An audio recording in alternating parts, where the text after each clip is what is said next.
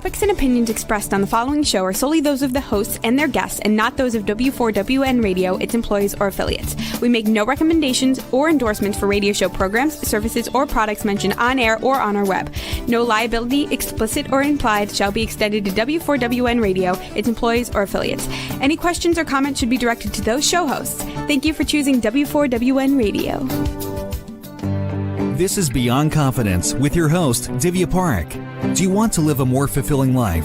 Do you want to live your legacy and achieve your personal, professional, and financial goals? Well, coming up on Divya Parekh's Beyond Confidence, you will hear real stories of leaders, entrepreneurs, and achievers who have stepped into discomfort, shattered their status quo, and are living the life they want. You will learn how relationships are the key to achieving your aspirations and financial goals. Moving your career or business forward does not have to happen at the expense of your personal or family life, or vice versa. Learn more at www.divyaparekh.com, and you can connect with Divya at contact@divyaparekh.com. This is Beyond Confidence, and now here's your host, Divya Parekh. Good morning. It's, of course, one of my favorite days of the week because I get to be with you. So, like we always talk about, I would like to share the kind of story for this week. So I'm going to give a huge shout out to one of our young listeners, actually, they're in their 20s. And thank you for sharing it, Sarah. So Sarah was out and about grocery shopping, and she saw a elderly couple, and it seemed like, they were having some tough time with the cart and all that, with loads of groceries and all that. And she just kind of stopped by and said that, oh yeah, this cart looks real, like something's not right in the wheel. Would you be okay if I just kind of took the string out from the wheels? And she didn't want to just kind of like startle them or alarm them. And they said, sure. And she pulled out that string, and lo and behold, they could push that cart back easily to their car. So tiny little thing. So think about it. It was probably like 2 minutes of her time, and yet she got all smiles, and the couple had a wonderful interaction with her. So as always, I'm going to ask you to set aside an hour of your time every month. And it can be done either 1 hour in one day, or it can be done throughout the month. Few minutes here, a few minutes there. So to those who have been spreading kindness, I want to cheer you on, rock on.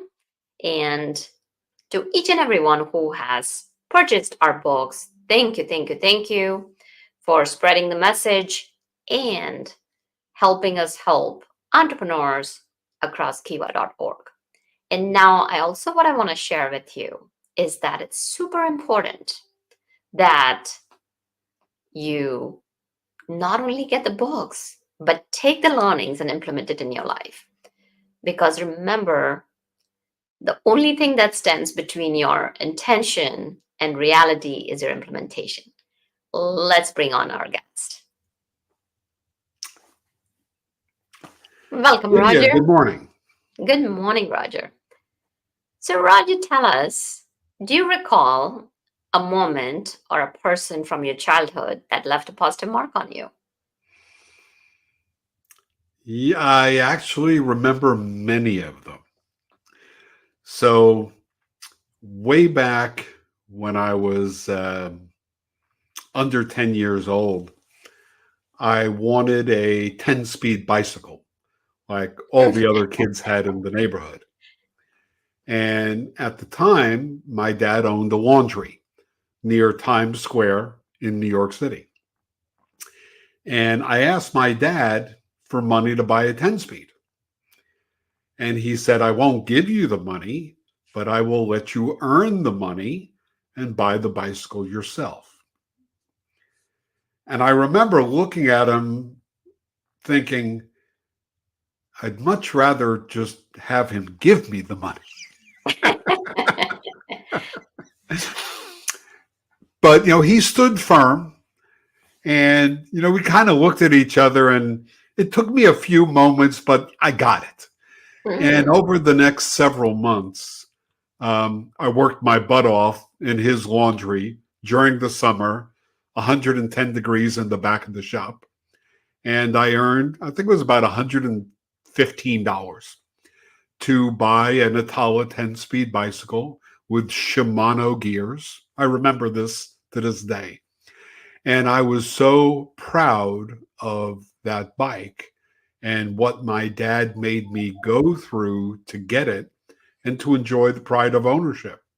And that lesson has never, ever left me. Wow.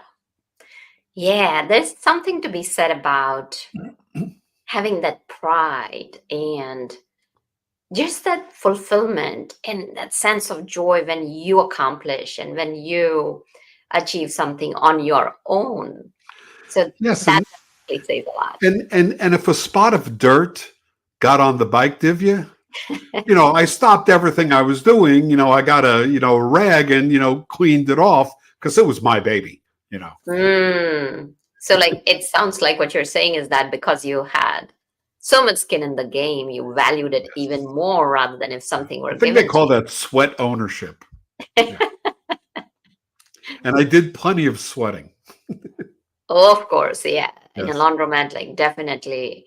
And I've always kind of cheered and wondered, how they do it. But it's just amazing how laundromat, or for that matter, the dry cleaning entrepreneurs, all of that, it's really hard labor. Yes, my And dad was a dry cleaning and laundry entrepreneur. He yeah. grew his business wonderfully during the 60s, 70s, 50s, 60s, 70s, and 80s. Yes. That's fantastic. So you had a role model right at home.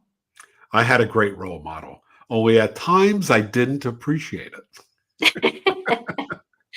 Well, of course, here's the thing. Sometimes truth is a bitter pill to swallow. In the long run, it's helpful, but it can be hard at the time when it's being shared. So as you grew up, what were your interests? For some odd reason, and I see this among young people now, money interested me. Go figure. Okay. Because I saw I saw all the things that money could buy, and I saw the reverse, that when you didn't have money, you couldn't buy all that stuff that you wanted. So, I got it into my head that I wanted to have a measure of success and be able to afford what I wanted and to have autonomy and freedom to do what I wanted to do when I wanted to do it. So, I eventually entered Wall Street, as it were. And actually, Wall Street was just around 3.5 miles south of where I grew up. So it was just a short subway ride. But I started my career with E.F. Hutton, a name some older folks might remember. And I migrated from Wall Street and Broadway to Washington, D.C., where I lived for about 30 odd years. And through the years, I had stayed with the same company. And E.F. Hutton was sold to Shearson, was sold to Smith Barney, was sold to Morgan Stanley, and then we parted ways. But along the way, I was a senior investment management consultant at Smith Barney and a senior vice president of wealth management at Morgan Stanley. And then I eventually became a managing director at another organization. So I've always had this touch with money and what it can do. And I've seen the behaviors of many people and their money. And Divya, it is fascinating. It is absolutely fascinating because I've dealt with well over 1,000 clients, during the course of my 40-year career. And I've seen everything that you could possibly see. Yeah, that is, yeah, definitely. That's quite a wonderful run you have had. So tell us, a couple of aspects. Let's first deal with the first aspect. As you grew into your career, you definitely had that passion for money. But as you grew up in ranks, what was it that made you stand out and helped you get ahead? The biggest thing that I had going for me was my ease in forming relationships. And as a matter of fact, my first book, which I wrote 10 years ago, Forging Bonds of Steel, how to have a great relationship with your financial advisor. Because one day I just sat and I was, running some spreadsheets as math guys normally do. And it occurred to me that I had a huge amount of clients that I had had for many, many years. And as I was looking at the names, Divya, it occurred to me that I might not be the best investment person in the world. I may not buy the best options or stocks or mutual funds, but it appeared that my superpower was in forming and sustaining long-term relationships. Put another way, if you were my customer, how do I fashion our relationship so that you pay me a fee for 10, 15, 20, 30, or 35 years? Mm. Yes, relationships are the key because, as they say, people buy from people or people work with people who they like, know, and trust. Exactly. And trust is such a tenuous currency that it It can can be be broken gone. very easily. Yes. Yes, it is very fragile. So tell us, like when you say that you could form those bonds of steel, what were a couple of elements that helped you do that? The first thing that I always did was to take the time to listen to what the person was trying to achieve, their objectives, what kept them up at night. And to be able to do that and not interrupt, it's very, very difficult. Because when someone says, for example, I saw a car that I wanted and I couldn't afford it, the Mm, first thing that comes to mind is, oh, yeah, I found a car that I wanted and couldn't afford also. And then you launch into you. And it's mm-hmm. very, very difficult to stand your ground and remember that God gave us 2 ears and 1 mouth, wants you to listen twice as much as you talk. So it's very, very difficult to sit back and just listen. And people really feel connections and trust with people that listen to them because not many people do. Yeah, you're absolutely right because half of the time people are already thinking of, this person is saying this. What will be my answer? How could I phrase it? How could I make it sound so that I sound intelligent or what they're going to be thinking about me?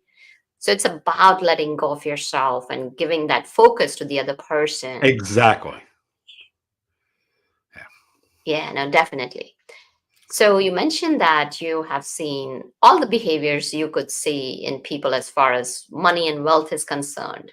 So we'll be coming to the techniques and strategies a little bit later.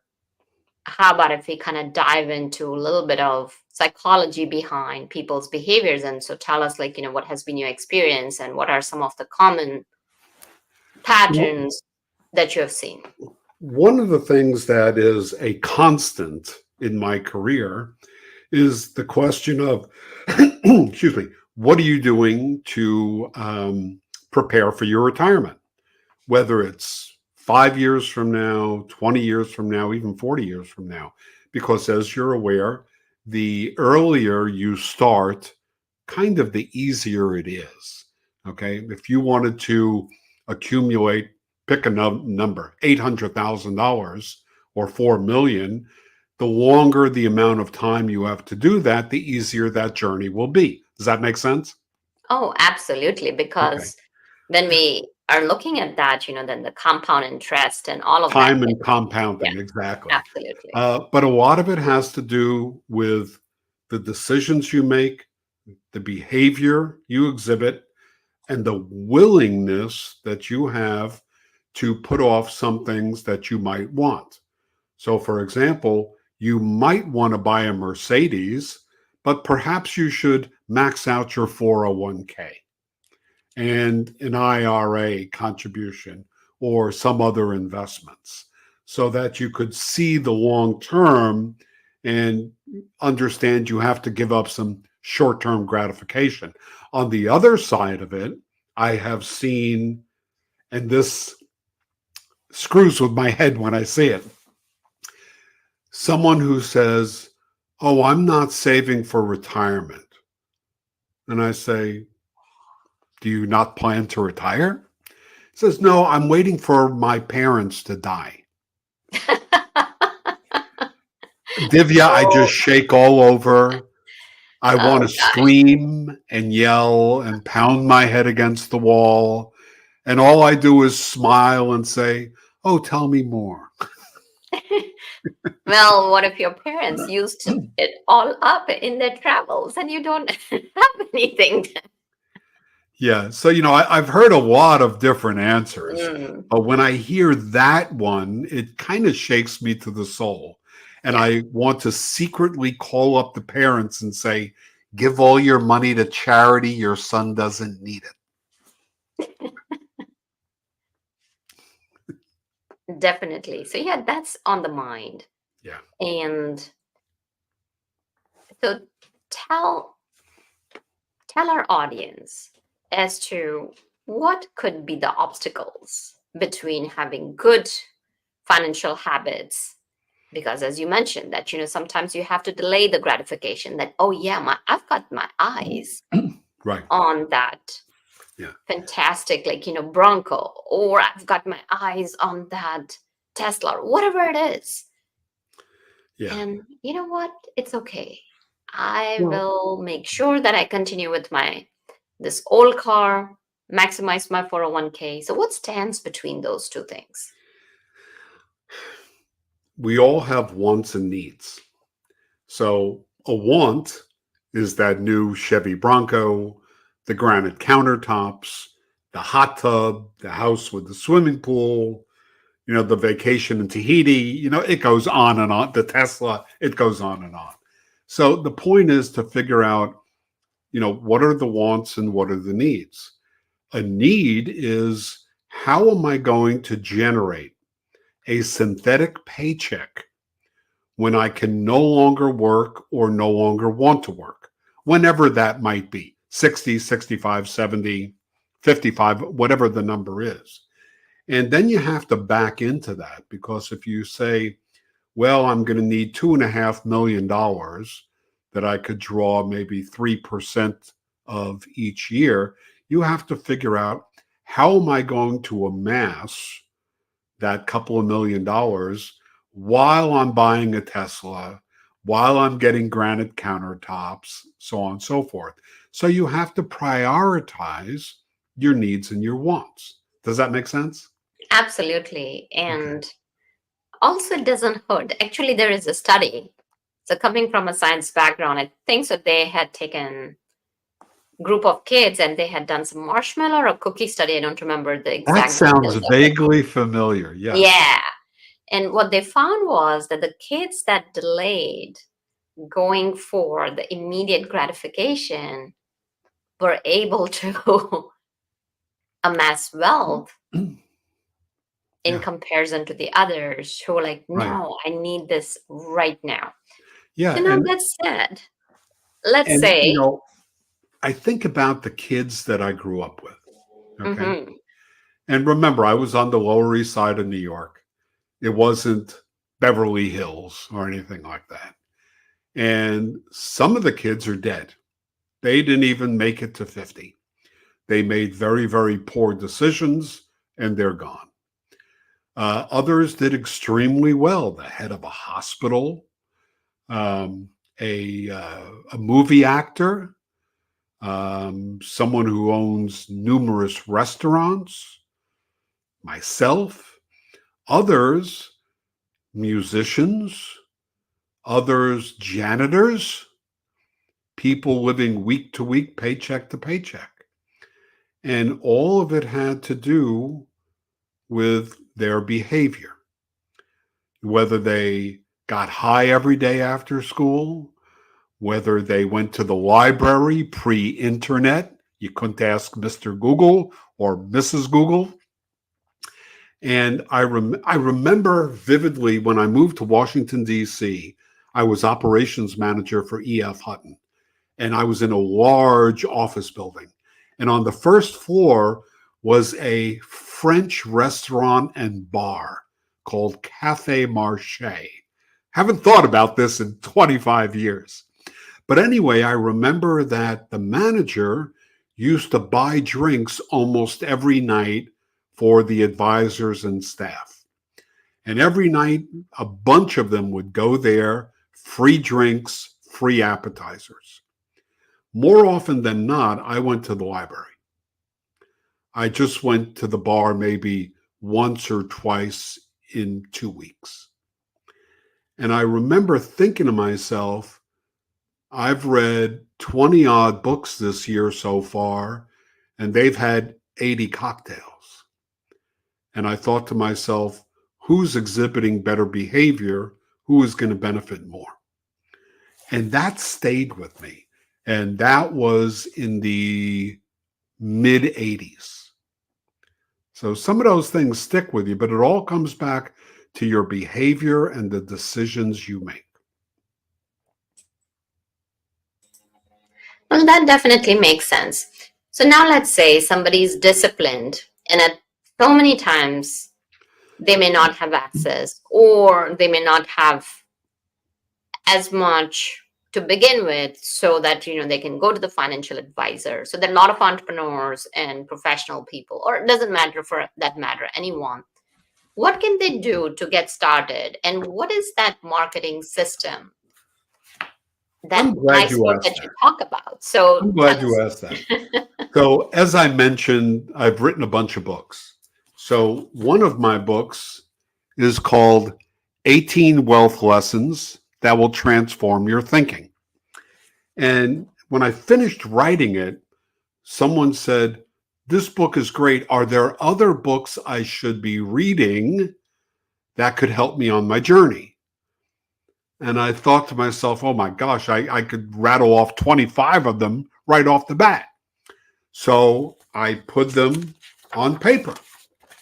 And whenever I gave one of these books to a friend or a client, I included my list of 25 books. That was my suggested reading list that taught them about money and finance without getting too far into the weeds. I'm not giving them mathematical equations of the yield to call of a municipal bond or convexity or any or duration or maturity or anything like that. But I gave them just good knowledge. And I have found that the more people read and take personal responsibility, they can get to the point where they're making very, very good financial decisions. Yesterday on, I think it was Fox, Mr. Wonderful from Shark Tank was interviewed. I forgot his name. The bald guy who always wears a black suit. I think so. It's named Kevin something. Yeah. And he was going on about how people waste so much money, going out to eat, at work for $9, $10, $11 at a shot, getting $5.50 coffee at Starbucks, and how over the course of the year, they probably blew between $10,000 and $15,000 on that. Now, me, I love coffee. Divya, I don't know about you. I adore coffee. I have 2 big-ass mugs each day. And I buy 5-pound bags from a coffee roaster place in Rockville, Maryland that I've been buying for 35 years. And my Yorga coffee makes great coffee. And every day I make my coffee, and I think it cost around 47 cents a cup. And I love it. And, Mr. Wonderful was talking about the fact that he makes his coffee at home. Now, granted, he could buy a coffee roaster every day of the week, Yeah, the company. But the other thing he was saying is you can make yourself a sandwich, go to Safeway, get the bread, the lettuce, the meat, whatever. You can make yourself a sandwich for probably under $2.50. Okay. And that's making good decisions rather than going out and getting a cheeseburger and fries for $9.50 to $13 plus a tip. Okay. hmm So, there's a lot of things you can do, even if you're not making a lot of money. I remember reading an article about a UPS driver who died when he was around 80, and he left a fortune of millions and millions of dollars to a college. And everyone was saying, how the heck did he accumulate millions of dollars? He put it all in stocks, in mutual funds, and he left them alone. Mind you, this is not investment advice, but this is what he did. And no one knew that this very, very humble fella who drove a truck for 45 years had millions and millions of dollars. Yeah, no, definitely. So we've talked about that if you don't have much money to invest to begin with, you can create a lifestyle where you can still save the money. So like, Yeah. okay, so now let's say you have certain money that you have. What are some of the best strategies? Well, I need to stay away from specific investment strategies Oh, absolutely. No, not simply specific. because It's the just general. regulatory framework would basically crash through my ceiling of my home, grab me, put me on a spaceship, and put me in SEC jail. Okay. So Absolutely. what people need to realize though is that time leaches out risk. Just like time makes the memories of a lost love softer. So for example, when I was in college, I met the love of my life. And then when we broke up, I was heartbroken. But after 10, 20, 30, 40, 50 years, it's just a sweet memory. Okay. The pain is all gone. Now it's just happy thoughts. hmm Kind of the same with investments.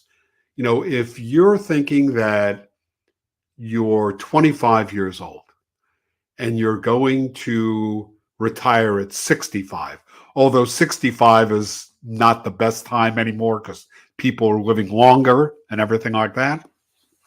But just for our example, Divya, you're 25 years old. You got your whole career in front of you. Your retirement is 40 years from now. So let's look at this by decades. Okay. Remember, there's 12 months in a year. In one decade, there's 120 months. So far, so good? Yeah. Okay. 4 decades, 480 months. Okay. So hmm you invest your retirement money for growth. So forget about, if you will, oh, I want to be safe and put it in a CD or a money market. Put it in something that is growth oriented and professionally managed. Okay. And keep in mind, do you worry about the value of your retirement fund in month 11, Divya? What about month 32? Month 160? Remember, you're not going to begin to touch the money until probably month 481. And at that time, you're only going to touch a portion of it. Does this make sense to you? Yeah, absolutely. So remember that. So one of the best stories I ever heard was J.P. Morgan, the original J.P. Morgan, was at a Broadway show back in 1900 and whatever. And during the intermission, a very fancy dressed woman came up to him and said, Mr. Morgan, you're the foremost financier in the world. tell me, what is the stock market going to do, Mr. Morgan? And he looked at the lady and said, Madam, it's going to fluctuate. The lesson here is that the markets go up and down, oftentimes randomly. In my 40-year career, I've noted that in any 5-year period, the market generally will go down sharply 1 to 2 times. In a 10-year period, generally, maybe 2 to 4 times. So you know those bad times are coming. Now, let me ask you the $64,000 question, Divya. Where do you do your grocery shopping? Safeway, Giant, Publix? What's the name of the grocery? Well, for me, it could be sometimes Whole Foods, sometimes Fresh Okay. Market, sometimes So, Trader Divya, Joe's. you're at Whole Foods.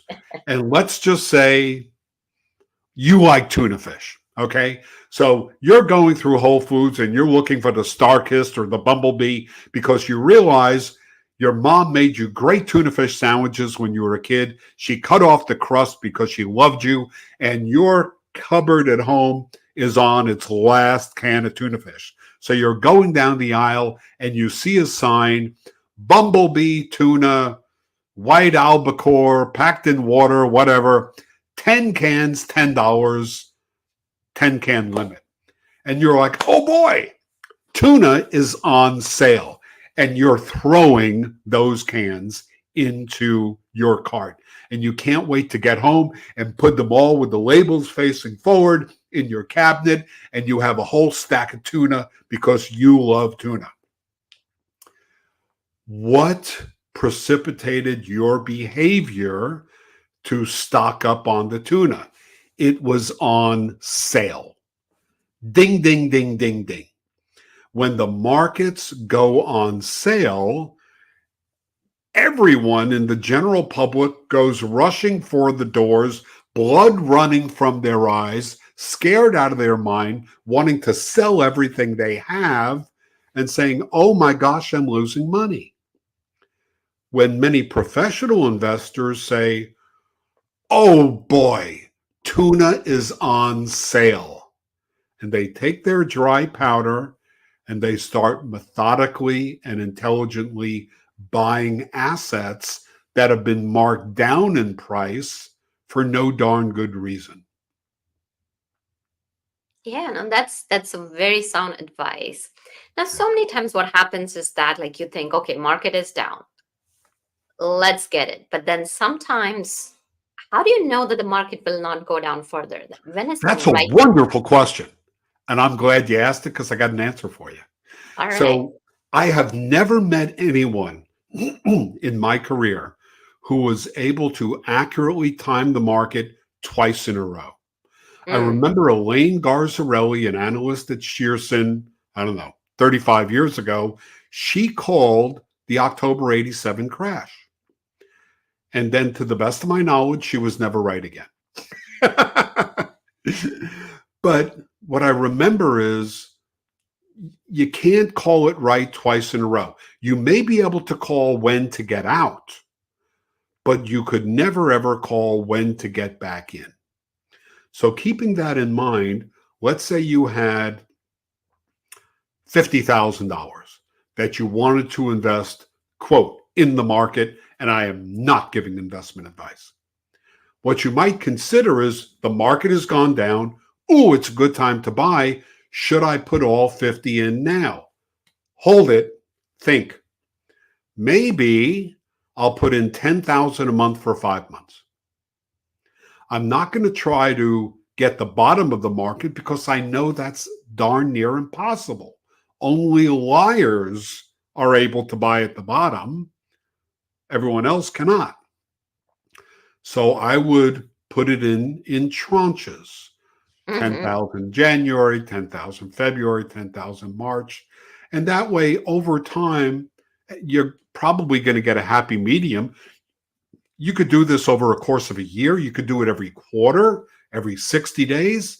You could do it however you want. Just probably don't put it on all at one time unless you're okay with the fact of, oops, I should have waited.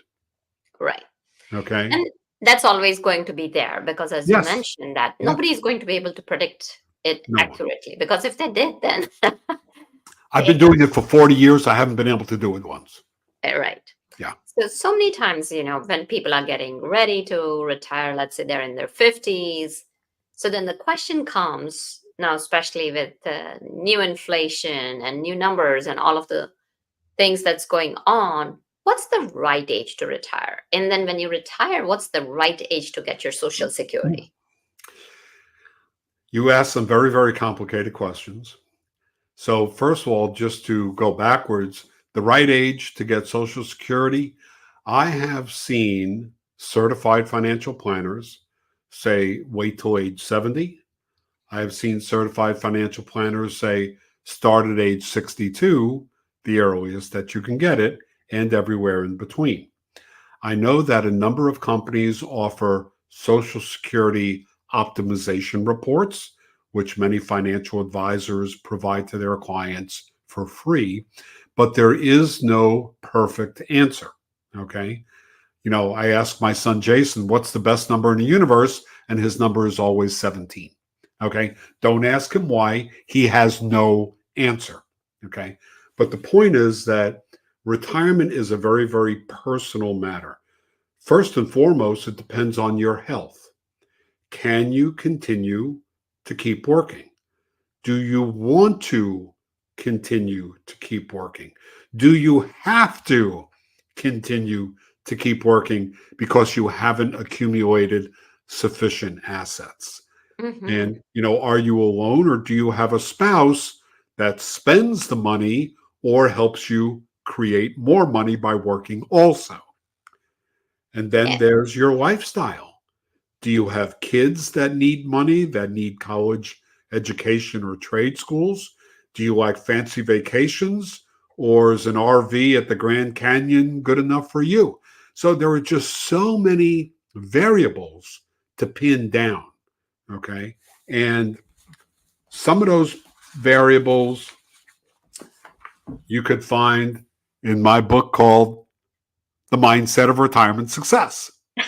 I go over a lot of them. And yes, the last bookstore on the planet I know is Amazon. All my books are available on Amazon. But the point is that there's a lot of questions you have to ask yourself.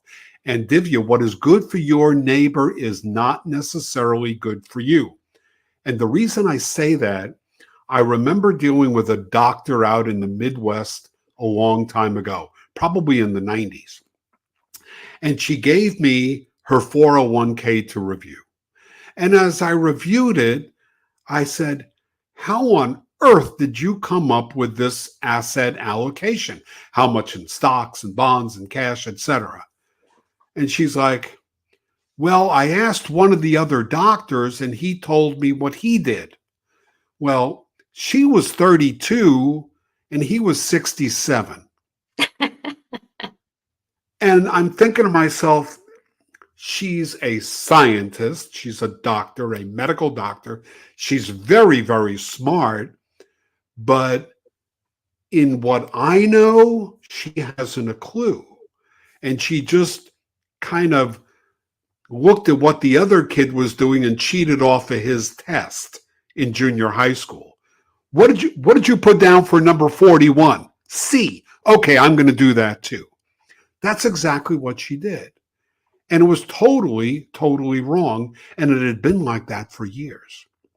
She left a lot of money on the table. She didn't even know it. Mm. And it again kind of goes back to the point that you have been making is that it's not a one size t-shirt that fits all. You have to look at your variables. You have to look at your lifestyle. You have to look at And your there are life so many goals. variables. Yes. So many different things to take a look at it. Now, since you brought up 401k, a lot of financial advisors will say that start taking out the money, a little bit of money every year so you're not paying lump sum taxes or something like that. So do you have any general strategy around that? Again, it all depends on someone's personal situation. Some people, after they are retired, look to take money out of the 401k or IRAs as a bridge so that they don't have to access Social Security yet and let Social Security accumulate another 8% per year until age 70 and then take the max out of that. That is a wonderful strategy for some people, but not for others. Now, you brought up the idea of taxes. Divya, you got to remember that the taxes on average throughout history are changed every 2.5 years. Now, the Trump tax cuts sunset in 2025. What is going to happen at that time with Congress and our new president? I haven't a clue. I don't even want to go that far. Okay. But the point is that everyone has to have their own strategy.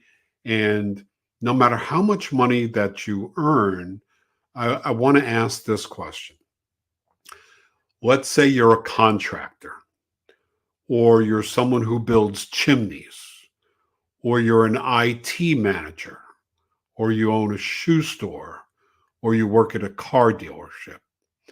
What in your experience qualifies you to create a wonderful retirement strategy for yourself?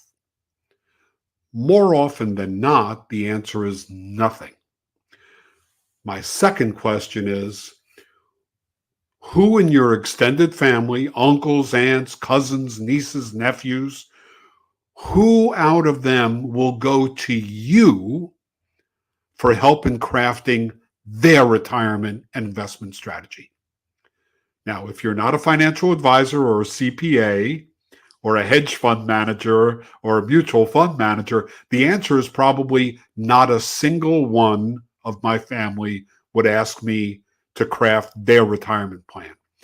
And when you answer those two questions, the alarm bells should go off in your head saying, I need to bring in someone who has experience in crafting plans for people like me.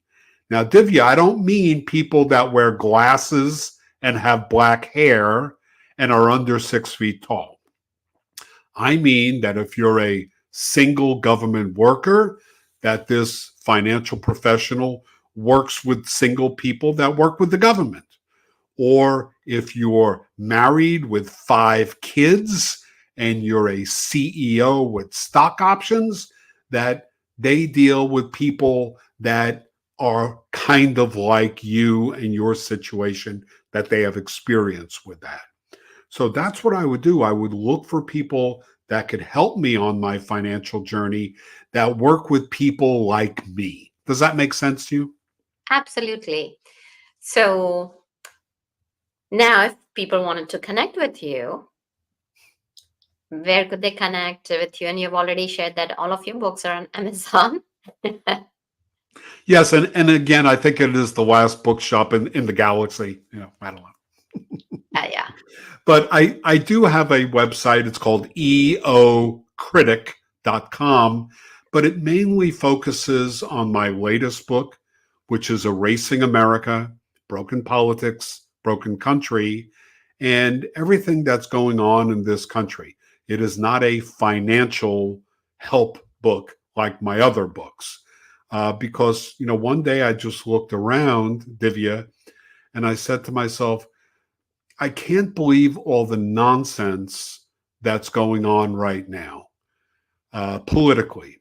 And I read last week that the California legislature voted in favor of giving illegal aliens up to $150,000 of mortgage assistance to buy a home. And I thought to myself, they're not even giving that assistance to veterans who have put their lives on the line for America, and they're giving it to people who are guilty of a felony when they cross the border uninvited.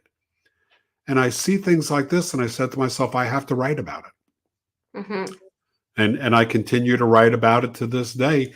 On my website, eocritic.com, I have a free sign up for a twice a month update where I write around 2,500 to 3,000 words on everything that I see going on that I want to rant about. So you might enjoy that. Well, thank you for sharing. And dear listeners, like we always tell you, reach out to us, let us know how we can support you. And remember, the key is that there's no one size t-shirt that fits all. And similarly, making decisions, we give out information here. Your job is to take a look at it with the knowledge or whatever guidance or whatever you're seeing it over here, and then sitting down and seeing how it applies to you. Because at the end of the day, you know you the best, and you are the one who makes all the choices. So remember that. And it's all about what works for you. And of course, let us know. And thank you for being part of our family. And thank you, Juan, for helping us with the technical expertise. And I'll see you next time. Be well and take care. Divya, thank you for a great show. Thank you for being part of Beyond Confidence with your host, Divya Parekh. We hope you have learned more about how to start living the life you want. Each week on Beyond Confidence, you hear stories of real people who have experienced growth by overcoming their fears and building meaningful relationships. During Beyond Confidence, Divya Parekh shares what happened to her when she stepped out of her comfort zone to work directly with people across the globe. She not only coaches people how to form heart connections, but also transform relationships to mutually beneficial partnerships as they strive to live the life they want. If you are ready to live the life you want and leverage your strengths, learn more at www.divyaparekh.com. And you can connect with Divya at contact@divyaparekh.com. We look forward to you joining us next week.